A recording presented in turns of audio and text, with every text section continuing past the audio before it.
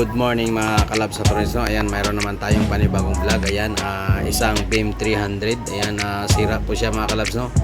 No power. Ayan, ganyan talaga yung mangyayari mga kalabs basta laging may event. Ayan, at saka ito yung problema mga kalabs, no?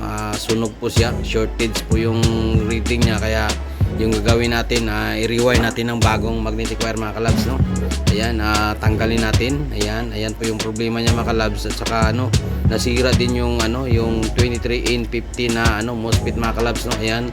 Ayan, habang tinatanggal natin yung magnetic wire mga kalabs, no? At saka mag-replace tayo ng bagong magnetic wire. Ayan, mag-shout out muna tayo mga kalabs. Ayan, shout out Edwin Tic TV, Nyox DJ Channel, ayan, Amori Maria, Sinsinad, Susan Bonita, Manang Nansin Japan, Sim Botanis, Chami Mix Vlog, Chami Place, Arc Mix Vlog, Bola ng Pobre, ayan, Ichiban Valdez, ayan, Kaislao, Maricho Vlog, Sir Sukain, ayan, Chris Idol TV, ayan, Kuya Pro Official, ayan, Michael TV, ayan, Judel TV, ayan, Team Pakoy, ayan, Raisa Igorota, at saka Kainens Kitchenette, ayan po mga kalabs, no? Ayan po yung problema natin. Ayan, palitan natin ng magnetic wire na number 21. Ayan, at saka 118 turns po tayo. Ayan po yung mga kalabs, no? Ayan, rewind natin kasi pwede naman yan i-rewind. Ayan, at saka importante dyan mga kalabs, no? Sakto po yung winding natin. Ayan, tapos na po tayong mag-rewind mga kalabs, no? Ayan, at saka sira talaga yung yung wire niya mga kalabs. Sunog po yung niya, yung sa gitna, yung sa kalahati na rewind niya, yung sa labas na side mga kalabs, no, okay lang siya, pero yung sa kalawang layer niya sa loob, ayan, sunog po siya. Ayan po siya mga kalabs. Ayan, tapos natin na rewind yung niya, yung magnetic wire na sunog. Ngayon, yung gagawin natin mga kalabs, check natin, tester natin yung yung board mga kalabs, no, para natin kung may problema ba. Basta ang na-check ko nauna nito mga kalabs, yung 2N, hindi, yung 23N50 pala mga kalabs, no. Short na po yung dalawa. Ayan, pakita ko mamaya. Ayan, i-check natin yung yung bagong rewind natin na coil mga kalabs, no, para mapasok natin mamaya pag okay na po siya. Kasi dapat check natin kung kasi hindi natin alam mga kalabs, no. Alam nyo naman yung mga parts dito. Ayan, China na po mga kalabs, no. Kaya yung gagawin natin, i-check natin ng maayos. Ayan po mga kalabs, no. Ayan, itatry natin ipasok. Ayan, para kung sakto na siya. Ayan po mga kalabs, no. Ayan, ganyan yung ginagawa namin. Kasi kung bilhin mo yung board mga kalabs, yung power supply, sobrang mahal, siguro nasa mga 4,000 yata. Kaya yung gagawin ko, ayan po siya mga kalab, no. Yung sira, MOSFET 23N50. Ayan po siya.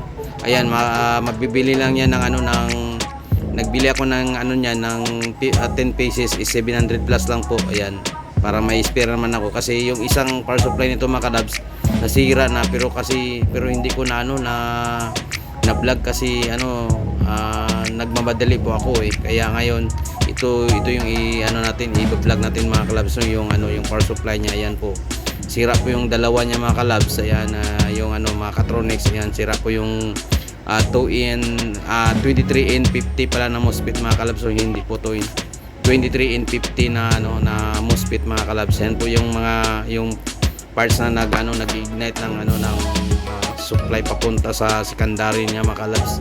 Ayan, at saka sira. Ayan, kaya palitan natin ng bago mga kalabs, no. Ayan, saka check natin yung ibang parts mga kalabs, no. Ayan, unahin na natin yung yung 23N50 kasi yun pa talaga yung nasira, short po siya. Ayan, ngayon tatanggalin natin yung mga soldering lead sa butas para papasok natin yung yung coil na ni-rewind natin, yung bago. Ayan, bagong bago po yan siya mga kalabs.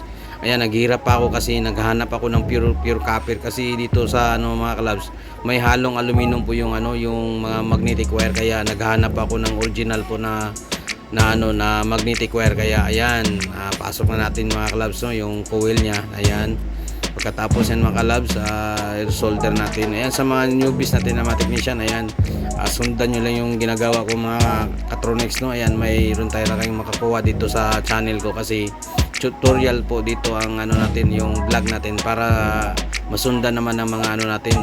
Ayan po yung problema mga kalabs, no, yung 23NP MOSFET po mga kalabs. Yan po yung taga salarin dyan kasi pagkasunog ng ano ng coil, bigay agad diretso yung yung MOSFET. Ayan po siya, oh. Ayan po yung bago nating 23 in 50 pala. Ayan, laging baliktad po yung yung nasasabi ko. Ayan, 23 in 50 pa yung mga kalabs, no? Yung MOSFET natin. Yan po yung naga-trigger ng ng supply papunta sa secondary niya, mga kalabs. Ayan, at saka yung coil niya doon sa may sa in, kasi yung in ng 23 in 50 may coil, yung na-rewind kanina, yun ang bumibigay kasi na mabigat po yung trabaho niya, kaya yun nasusunog po siya, mga kalabs, no? Ayan po yung nangyayari kasi yan, pag gamitin yung moving head, mga kalabs. Ayan, pag start ng event ngayon, mag preheat tayo mga alas 6 ng gabi. Ayan, matapos yan, mga kalabs, mga 3 AM na, kaya yun, kawawa talaga yung power supply ng mga kalabs, lalo na pag maabutan pa naman ng moisture ng ng lamig. Ayan, delikado po yan, kaya nasisira po yung niya, yung coil diyan, mga kalabs, no? At saka pag masira yan, bigay agad yung 23 in 50 na MOSFET. Ayan po. Ngayon, mga kalabs, no, magta-try na to. Try natin na i-series natin sa valve. Ayan po yung nangyayari. Parang nag-blink yung valve. Ayan. Pag ganyan, mga kalabs, no, sure na po yan na walang ibang short. Ayan po siya. Ayan, normal naman yung voltahe niya, yung yung 37 volts at saka yung 12 volts. Ayan, at saka yung niya, yung 380 volts. Ayan, normal na po siya. Ayan po. Swerte tayo kasi maliit lang yung sira, yung lang 23 in 50 at saka yung sunog na coil niya, mga kalabs. Yan lang po yung problema. Ayan, sa mga dyan, sa mga newbies yan, hindi talaga yan basta-basta masira yung maliliit na na mga parts yan, kasi nasa low voltage po yan siya. Ayan, yung talaga yung MOSFET. Ayan, good na po siya, mga kalabs, no? Ayan, oh. Ayan, nag-blink siya. Ayan, yan po yung pulse niya papuntang pulse ng easy trigger niya po, mga kalabs, no? Ayan po yung nangyayari diyan. Ayan, saka good naman yung yung circuit board ngayon. Si shoutout tayo ulit, mga kalabs. Ayan, shoutout Edwin Tech TV, Nux Digitech Channel. Ayan, Amori Maria, Cincinnati, Susan Bonita, Mananansin Japan, and Same Botanes. Ayan, Chami Mix Vlog, Chami Place, Arc Mix Vlog. Ayan, Bola ng Pobre, Ichiban Valdez. Ayan, Kaislao, Marichu Vlog. Ayan, Shares O'Kane, Chris Idol TV, Kuya Proy Official. Ayan, Michael TV, Judil TV. Ayan, Team Paco. Ayan, Ray Seguritaan, Nins Kitchenette. Ayan po, mga kalabs, no? Ayan, fix na natin yung yung heatsink niya at saka yung ibang mga parts na i-fix natin para matry natin yung yung mga kalabs, no, yung power supply na inayos natin. Ayan, simple lang po yung nangyayari, mga kalabs, no? Pero ang hirap diyan, mga kalabs, yung mga parts natin, kaya yung matagal din to natapos kasi nag-order pa ako sa sa online electronics po, mga kalabs, kasi pag dito sa lang sa probinsya, hirap maghanap ng mga parts, mga kalabs, no? Ayan, itatry natin. Ayan, ipit-ipit style lang po tayo kasi pang testing lang po natin. Ayan, first on natin na naka-heatsink na po siya, mga kalabs, no? Ayan po. Ayan, maganda yung pulse ng ng ilaw. Ayan, kasi pag mag-steady yan, mga kalabs, may sira pa yan. Ayan, naka-pulse siya, walang problema yan, mga kalabs. Ayan po yung natin na good po yung board. Ayan, i-switch on natin direct kasi naka series valve ngayon, naka-switch on. Ayan, normal yung 12 volts at saka yung 37 volts at saka yung 360 volts, mga kalabs. Ayan, okay na po siya. Ayan, ngayon, mga kalabs, no, i-try na natin sa sa moving head. Ayan, beam 300 po yan sa, mga kalabs, no? Ayan, i-try natin kung gagana na po siya. Ayan, mas maganda pag ma-testing natin sa sa valve at saka doon na tayo mag-try sa sa moving head. Ayan po, mga kalabs, no? Ayan po yung nangyayari diyan.